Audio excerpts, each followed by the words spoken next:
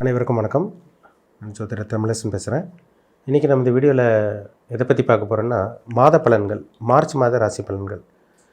March மாத ராசி பலன்கள் 2026 விருச்சிக ராசி நேயர்களுக்கு இந்த மாதம் எப்படி இருக்குன்னு பார்க்கலாம். ராசிக்கு வந்து பாருங்கள், 4ஆம் இடத்துல செவ்வாய், புதன், சூரியன், சுக்கிரன், ராகு 5 கிரகங்கள் உங்கள் ராசிக்கு 4ஆம் இடத்துல இருக்குது. ராசிக்கு 5ஆம் இடத்துல சனி உங்களுக்கு வந்து பார்த்திங்கன்னா மீன ராசியில் இருக்கார். 8ஆம் இடத்துல குரு மிதுன ராசியில் இருக்கார். 10ஆம் இடத்துல கேது சிம்ம ராசியில் இருக்கார். இதுதான் மார்ச் மாதம் 1ஆம் தேதிக்கு உண்டான கிரக நிலைகள். மார்ச் மாதம் 2ஆம் தேதி சுக்கிரனோட பயிற்சி நடக்கும். மார்ச் மாதம் 15ஆம் தேதி சூரியனோட பயிற்சி நடக்கும். மார்ச் மாதம் 26ஆம் தேதி மறுபடியும் சுக்கிரனோட பயிற்சி நடக்கும். விருச்சிக ராசிக்காரங்களுக்கு இந்த மாதம் எப்படி இருக்குன்னு பார்க்கலாம். உங்கள் ராசிநாதன் 4ஆம் இடத்துல இருக்காருங்க. ராசிநாதன் 4ஆம் இடத்துல இருந்து உங்களுக்கு ராகுவோட இருந்தாலும் உங்களுக்கு குரு பார்வை இருக்கிறனால அங்கே பெருசாக பாதிப்பு இருக்காது. சரிங்களா? சின்ன சின்ன மனக்குழப்பம் வந்துட்டு போகும். ஏன்னா ராசிநாதன் ராகுவோட இருந்தாலே ஒரு இருட்டுக்குள்ளே போய் மாட்டுற மாதிரி இருக்கும். ஆனால் இருந்தாலும் வந்து பார்த்திங்கன்னா அந்த பிரச்சனையிலேருந்து வெளியே வரக்கு குருவோட பார்வை இருக்கிறனால அது சரி செஞ்சிடும் உங்களுக்கு. சரிங்களா? குருவோட பார்வை இந்த தோஷத்தை நிவர்த்தி பண்ணிடும். அப்போது என்ன தான் குழப்பம் ஒரு பக்கம் இருந்தாலும் ஒரு 3 தடவை 4 தடவை யோசிப்பீங்க, இது கரெக்டாக அது கரெக்டானு கொஞ்சம் யோசிக்கிற மாதிரி தெரியும். அதுக்கப்புறம் நீங்கள் எடுக்கிற முடிவு கொஞ்சம் கரெக்டாக தான் இருக்கும். இந்த மாதம் வந்து பெருசாக சோதனைகள்லாம் வந்துடாதுங்க. பெரிய துன்பமோ கஷ்டமோ அது மாதிரிலாம் வரக்கூடிய வாய்ப்புகள் உங்களுக்கு இல்லவே இல்லை. உங்களுக்கு இந்த மாதம் வந்து பாருங்கள், நிறைய நல்ல விஷயம் நடக்க ஆரம்பிக்கும். ஒரு சில பேருக்கு வந்து பாருங்கள், பிஸ்னஸ் கொஞ்சம் கொஞ்சமாக டெவலப் ஆக ஆரம்பிக்கும். ஒரு சில பேருக்கு வேலை இல்லைன்னு சொல்லிட்டு இருக்கவங்களுக்கு வேலை கிடைக்கக்கூடிய இந்த வாய்ப்புகள், சந்தர்ப்பங்கள் ஒரு சில பேருக்கு உருவாகும். இதெல்லாமே உங்களுக்கு சாதகமாக இருக்குன்னு சொல்லலாம். சரிங்களா? 5ஆம் இடத்துல சனி இருக்காருங்க. கொஞ்சம் வயிறு சம்மந்தமான பிரச்சனைகள், ஹெல்த் இஷ்யூஸ் இது மட்டும் கொஞ்சம் கொடுக்கும். சரிங்களா? அப்படியே கொஞ்சம் மந்தமாக ஃபீல் பண்ணுற மாதிரி இருக்கும் உங்களுக்கு. ஆனால் குரு பார்வை ராசிநாதன் மேல் விழுகிறதுனால பெரிய பிரச்சனையும் உங்களுக்கு வரவே வராது. பிரச்சனை சுத்தமாக இல்லாமல் இருக்குமான்னு கேட்டிங்கன்னா, சின்ன சின்ன பிரச்சனை இருக்கும், சின்ன சின்ன தடங்கள் வரதான் செய்யும். ஆனால் பெரிய அளவுக்கு உங்களுக்கு பாதிப்பு இருக்காதுங்க. கவலையப்படாதீங்க. சரிங்களா?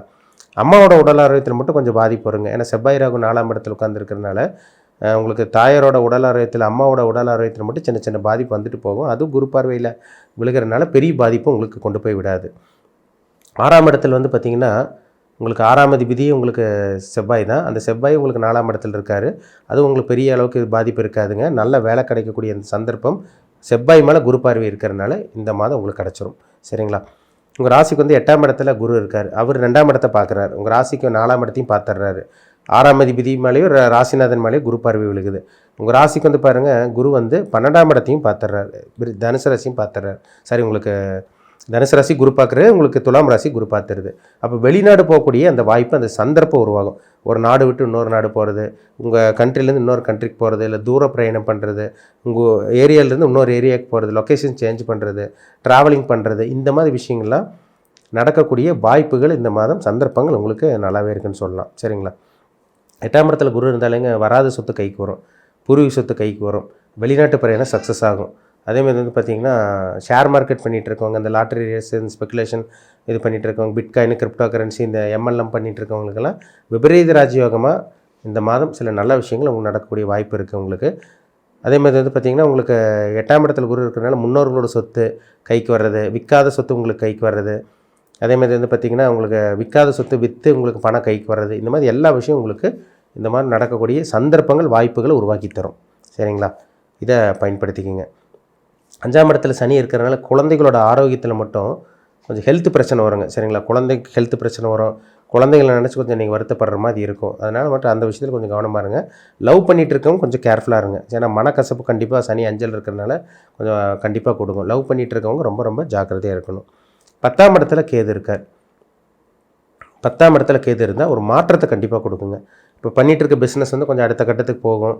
இல்லைன்னா வந்து பார்த்திங்கன்னா பிஸ்னஸ் பண்ணிகிட்டு இருக்கவங்களுக்கு வந்து பார்த்திங்கன்னா நல்ல ஒரு லாபம் கிடைக்கிறது, இல்லை பிஸ்னஸே சேஞ்ச் பண்ணுறது, இந்த மாதிரி விஷயங்கள் உங்களுக்கு நடக்கும். ஒரு சில பேர்த்துக்கு இந்த மாதம் 15ஆம் தேதிக்கு அப்புறமெல்லாம் ஒரு சில பேர்த்துக்கெல்லாம் அரசாங்க வேலை கிடைக்கக்கூடிய வாய்ப்பு உருவாகும்.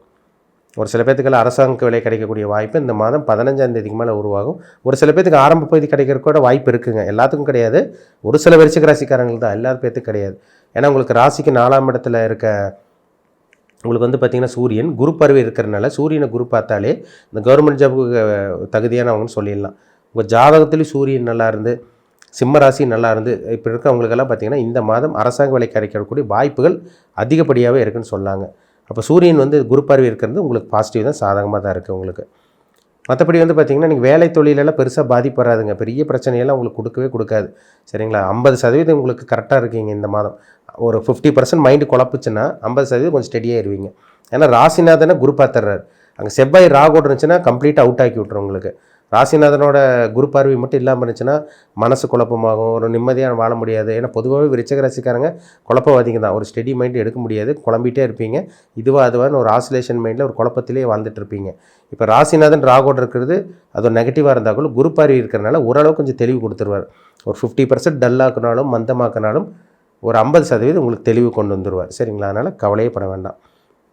8ஆம் இடத்துல இருக்க குரு 12ஆம் இடத்தை பார்க்குறதுனால பாஸ்போர்ட் கிடைக்காமல் இருக்கவங்களுக்கு பாஸ்போர்ட் கிடைக்கிறது, விசா கிடைக்கிறது, பிஆர் கிடைக்கிறது, ஃபாரின் ட்ரிப் போகிறது, இந்த மாதிரி பிரயாணங்களில் வந்து எந்த ஒரு தடங்களும் உங்களுக்கு வராது. அதிலெல்லாம் உங்களுக்கு ஒரு சாதகமான அமைப்புன்னு சொல்லிடலாங்க. சரிங்களா? இதெல்லாம் உங்களுக்கு ஒரு சாதகமான அமைப்புங்க. பாசிட்டிவான விஷயங்கள் உங்கள் வாழ்க்கையில் நடக்குங்க. கெட்ட விஷயங்கள் உங்களுக்கு நடக்கிறதுக்கு இந்த மாதம் வாய்ப்பே கிடையாது. வாய்ப்புகள் ரொம்ப குறைவு. சின்ன சின்ன விஷயங்களில் சின்ன சின்ன தடங்கள், பிரச்சனை, சில பிளாக்கேஜஸ் இருக்கும் தான். ஆனால் பெரிய அளவு கொண்டு போய் விடுமான்னு கேட்டிங்கன்னா கண்டிப்பாக அது பெரிய அளவுக்குலாம் கொண்டு போய் விடாது. பயப்பட வேண்டாம். சரிங்களா? இப்போ உங்கள் ஜாதகத்தில் நல்ல தசாபுத்தி நடக்குதான்னு பாருங்கள். நீங்கள் என்ன நட்சத்திரம்? நீங்கள் விசாக நட்சத்திரமா, இல்லை வந்து பார்த்திங்கன்னா நீங்கள் அனுச நட்சத்திரமா, இல்லை கேட்டை நட்சத்திரமா, நீங்கள் என்ன நட்சத்திரம் ஃபஸ்ட்டு, என்ன நட்சத்திர பாதம் அதை பாருங்கள். இப்போ உங்களுக்கு தசாபுத்தி போயிட்டுருக்கும். வயசுக்கு தகுந்த மாதிரி சில தசாபுத்தி போயிட்டுருக்கும். அந்த தசாபுத்தி, அந்த தசை நடத்தக்கூடிய கிரகம் உங்களுக்கு சாதகமாக இருக்கா பாதகமாக இருக்கா, அதுதான் ஒரு தனி மனிதனுடைய வாழ்க்கை தீர்மானிக்கும். சரிங்களா? ஏன்னா இப்போ நம்ம பொது பலன் பார்க்கும்போது உங்களுக்கு வேலை கிடைக்கும், தொழில் இதெல்லாமே கொஞ்சம் நல்லாயிருக்கும். உங்களுக்கு 6ஆம் இடம், உங்கள் 10ஆம் இடம்லாம் உங்களுக்கு நல்லாயிருக்கு. 8ஆம் இடத்துல குரு இருக்குது, சுபகிரகம் இருக்குது, நல்லாயிருக்கும் உங்களுக்கு. அதே மாதிரி பற்றி ராசிநாதன் குரு பார்க்குறதுனால இதெல்லாம் உங்களுக்கு சாதகமான ஒரு அமைப்பு தான். ஆனால் இருந்தாலும் உங்கள் தனிப்பட்ட ஜாதகத்தில் நல்ல தசாபுத்தி நடக்கணுங்க. ஏன்னா ஒரு மனுஷனுக்கு 6ஆம் அதிபதி 8ஆம் அதிபதி பாவகிரகங்களோட சம்மந்தப்பட்டு தசாபுத்தி நடந்தால் நிலமை படுமோசமாக இருக்கும். அவங்க தான் சொல்லிகிட்டே இருப்பாங்க, நீங்கள் ஒன்று சொல்கிறீங்க சார், நடக்கிறது வேறு மாதிரி நடக்குது, நடக்கிறத நீங்கள் சொல்கிறீங்க, நான் வேறு மாதிரி நடந்துட்டுருக்குன்னு சொல்கிறாங்க. பார்த்தீங்களா? வாழ்க்கையில் எதுவுமே நடக்க மாட்டேங்குது, ஒன்றுமே நடக்க மாட்டேங்குது சொல்லிகிட்டு இருக்கவங்களாம் ஜாதகத்தில் நடக்கக்கூடிய தசாபுத்தி அந்த கிரகம் கெட்டு போயிடுச்சுன்னு அர்த்தம். அப்போ சுய ஜாதகத்தில் நடக்கக்கூடிய தசாபுத்தி தான் ஒரு மனுஷனை ஆட்டி படைக்கும். அதுபடி தான் அவங்க வாழ்க்கை போகும். இது பொதுவான பலன் நம்ம பார்த்தது. கோச்சார ரீதியாக நம்ம பார்த்துருக்கோம். இப்போ வான்மண்டலத்தில் கிரகங்கள் எப்படி இருக்குது, எப்படி மூவ் ஆகுது, அதை வச்சு நம்ம கணிச்சு சொல்லியிருக்கோம்.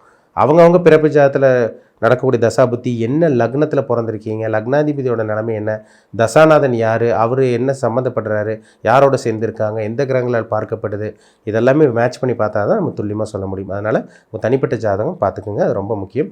ஏன்னா கோச்சார பலன் ஒரு பக்கம் இருந்தாலும் 15% 20% பேசும். உங்கள் தனிப்பட்ட ஜாதகம் 80% 85% பேசும். ரெண்டும் மேட்ச் பண்ணி பார்த்தா தான் நம்ம 100% துல்லியமாக தெரிஞ்சுக்க முடியும். மீண்டும் அடுத்த பதிவில் சந்திக்கும் வரை உங்களிடமிருந்து விடைபெறுவது உங்கள் ஜோதிடர் தமிழரசன். நன்றி.